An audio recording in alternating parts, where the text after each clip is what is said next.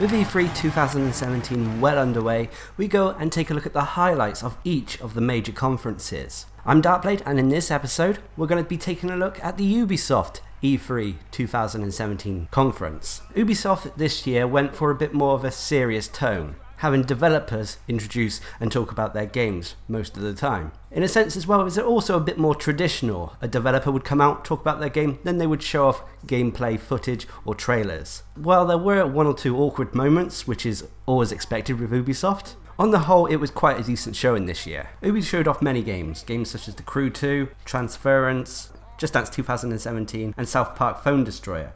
All of these and more were interesting, however there were highlights that stood out among the crowd for us. With that, let's get into the highlights. The first highlight we're going to cover is Assassin's Creed Origins.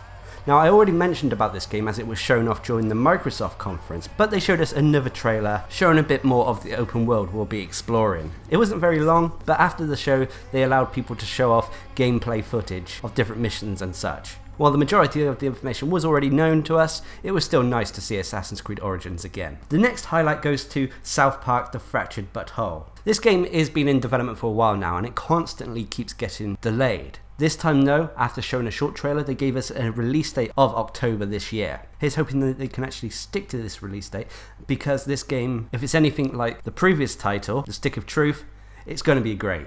It's going to be like you're playing an episode of South Park. The next highlight goes to Far Cry 5. Now this game has already been known to us. We knew it was coming and we know it's going to be released early next year. However, they were able to show off a bit more gameplay. The fact that it's so close to home, at least for Americans, being on American soil, it could be considered quite disturbing. However, there was fast-paced gunplay, and the demo introduced a number of companion characters for us, including my personal favourite, a canine companion known as Boomer. Overall, Far Cry 5, it may not live up to the hype, but given the previous games, it should still be entertaining enough. The next highlight, and to be honest I'm surprised I'm even putting it on this list, was Mario and Rabbids Kingdom Battle, a joint deal between Ubisoft and Nintendo. I never thought I would actually put a Rabbids game on this list, but what they showed off was really entertaining. With the game, for which I had no idea what it was about, features the Mario cast alongside the Rabbids. But the gameplay, the actual game, seems to be a turn-based tactical game, much in keeping with games like Mario RPG and even XCOM. It looked surprisingly in-depth. The only thing I can say about the game is that it looked a little bit confusing who the game was aimed for. The gameplay seemed to focus on strategic players and that, but the actual cartoon and childish style makes me wonder if it's actually aimed at kids or not. We'll have to wait and see how the game turns out, but nonetheless, it was surprising. On top of that, lastly, we were given a release date of August 29th, 2017. The next highlight goes to Beyond Good and Evil 2.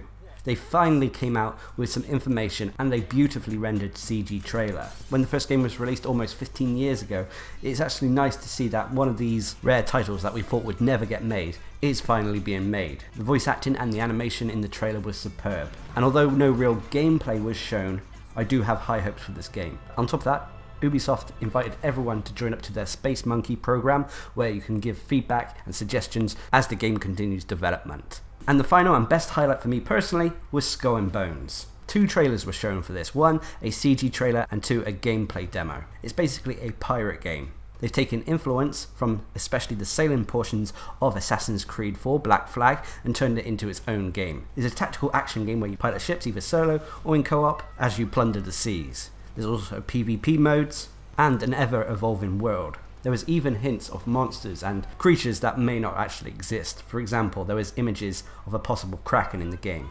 This game got me really excited, probably the most excited I've been about any game so far, and while others may not share my opinion, I am nonetheless thrilled by this announcement. It's good because, in all honesty, Assassin's Creed 4 Black Flag didn't really have to be a pirate game at all. It could have been just the pirate section alone called something else and I would still have been happy with it. It looks like they've taken this into account slightly, and as a result we've been given Skull and Bones. The only downside is that the release date is going to be fall 2018, so we're going to be waiting a while. But in the meantime, there are betas and other tests that we can sign up for. But there we have it. Overall, Ubisoft's conference did impress. Although it wasn't as long as Microsoft conference, it still had more content than EA and Bethesda's in my opinion. And at the end of the day, it had games that I was really interested in hearing about. So that's a win in my books. But anyway, what did you think about the Ubisoft press conference? Leave a comment down below. And until next time, I've been Darcblade, bringing you another E3 2017 highlight video. Hope you enjoyed the video. Thanks for watching. Subscribe and like for more.